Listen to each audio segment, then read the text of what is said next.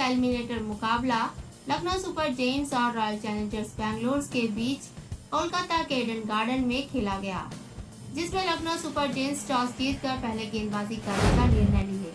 बल्लेबाजी करने उतरे रॉयल चैलेंजर्स बैंगलोर को शुरुआत में ही भारी झटका मिला। फाफ डु प्लेसिस बिना खाता खोले मोहसिन खान की गेंदबाजी में क्विंटन डिकॉक द्वारा कैच आउट हुए।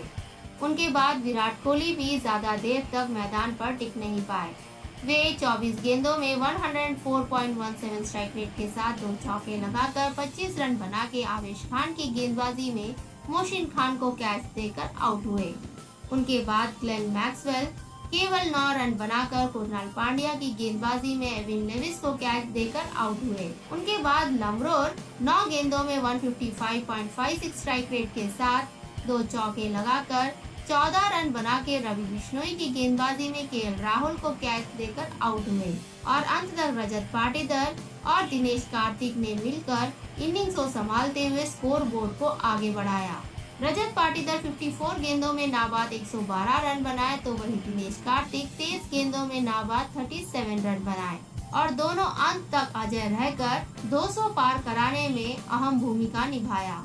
इसी के साथ रॉयल चैलेंजर्स बैंगलोर निर्धारित 20 ओवर में 4 विकेट के नुकसान पर 207 रन बनाए। दूसरी ओर लखनऊ सुपर जायंट्स के गेंदबाजों में मोहसिन खान 4 ओवर में 6.25 इकोनॉमी रेट के साथ 1 विकेट लिए, तो वही दुष्मंत चमीरा 4 ओवर डालकर 13.50 इकोनॉमी रेट के साथ 54 रन देकर सबसे ज्यादा एक्सपेंसिव रहे। कुणाल पांड्या 4 ओवर डालकर 9.75 इकोनॉमी रेट के साथ 39 रन देकर 1 विकेट लिए और उनके शिकार बने ग्लेन मैक्सवेल। आवेश खान 4 ओवर डालकर 11 इकोनॉमी रेट के साथ 44 रन देकर 1 विकेट लिए और उनके शिकार बने विराट कोहली और रवि बिश्नोई 4 ओवर डालकर 11.25 इकोनॉमी रेट के साथ 45 रन देकर 1 विकेट लिए। रजत पाटीदार जबरदस्त बल्लेबाजी किए। वे अपने आक्रामक बल्लेबाजी से लखनऊ सुपर जायंट्स के गेंदबाजों को काफी परेशान किए। वे अपने पारी में केवल 54 गेंदों में 207.41 स्ट्राइक रेट के साथ 12 चौका और 7 छक्के लगाकर नाबाद 112 रन बनाए। वे 62% रन ऑन साइड में लगाए यानी कि 69 रन बनाए, जिसमें 6 चौके और 5 छक्के शामिल हैं। वही ऑफ साइड में 43 रन बनाए, जिसमें 6 चौके और 2 छक्के शामिल हैं। वे पहले विराट कोहली के साथ मिलकर 46 गेंदों में 66 रनों का साझेदारी निभाए, जिसमें विराट कोहली 20 गेंदों में 22 रन बनाए तो वही रजत पाटीदार 26 गेंदों में 43 रन बनाए।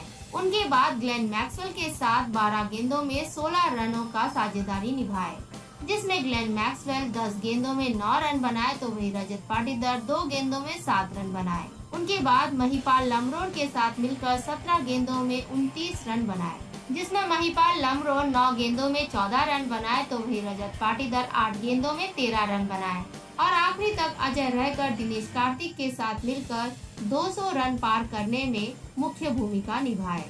दिनेश कार्तिक भी अच्छा बल्लेबाजी किए। वे अपने पारी में 23 गेंदों में 160.87 स्ट्राइक रेट के साथ 5 चौके और 1 छक्का लगाकर नाबाद 37 रन बनाए। वे 65% रन ऑफ साइड में लगाए यानी कि 24 रन बनाए, जिसमें 1 छक्का शामिल है।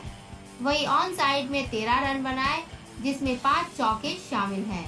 वे रजत पाटीदार के साथ मिलकर 41 गेंदों में नाबाद 92 रन बनाए, जिसमें रजत पाटीदार 18 गेंदों में नाबाद 49 रन बनाए तो वही दिनेश कार्तिक 23 गेंदों में नाबाद 37 रन बनाए। मोहसिन खान अच्छा गेंदबाजी किए। वे अपने पारी में 6.25 इकोनॉमी रेट के साथ 25 रन देकर 1 विकेट लिए और उनके शिकार बने फाफ डु प्लेसिस, जिनको उन्होंने 0 पर क्विंटन डिकॉक द्वारा कैच आउट करवाया। 208 रनों का लक्ष्य का पीछा करने उतरे लखनऊ सुपर जायंट्स को उतना खास शुरुआत नहीं मिला।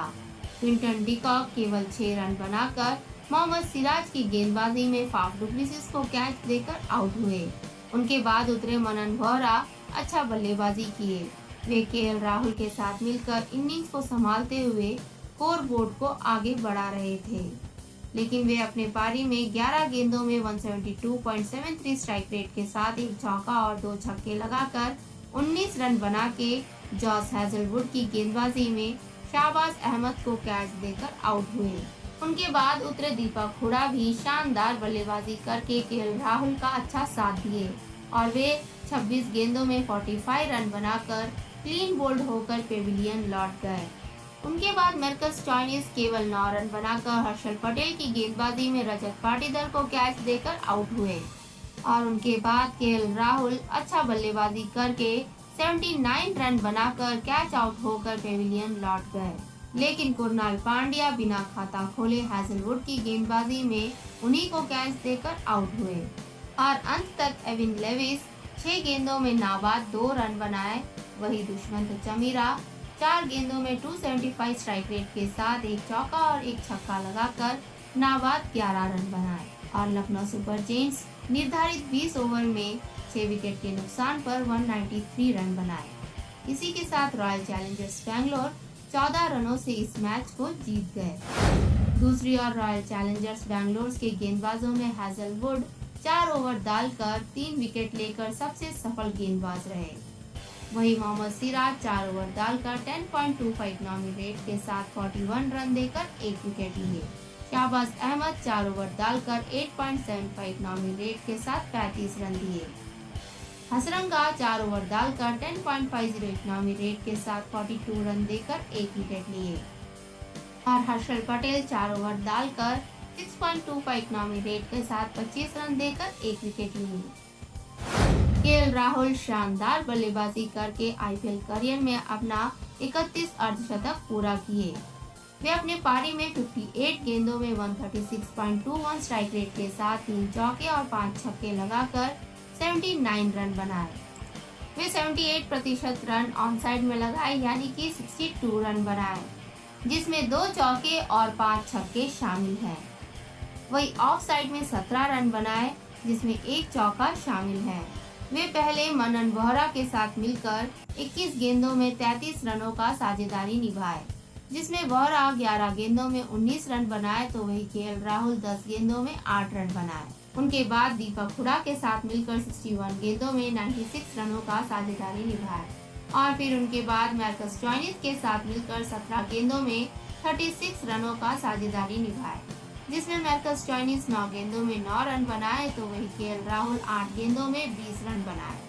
उनके बाद एविन लेविस के साथ मिलकर 7 रन जोड़कर 19 ओवर की चौथी गेंद पर जॉस हैजलवुड की गेंदबाजी में शाहबाज अहमद को कैच देकर आउट हुए। दीपक हुडा अच्छा बल्लेबाजी किए। वे अपने पारी में 26 गेंदों में 173.08 स्ट्राइक रेट के साथ एक चौका और एक छक्का लगाकर 45 रन बनाए। वे 62% रन ऑन साइड में लगाए यानी कि 28 रन बनाए, जिसमें 3 छक्के शामिल हैं। तो वही ऑफ साइड में 17 रन बनाए, जिसमें एक चौका और एक छक्का शामिल है।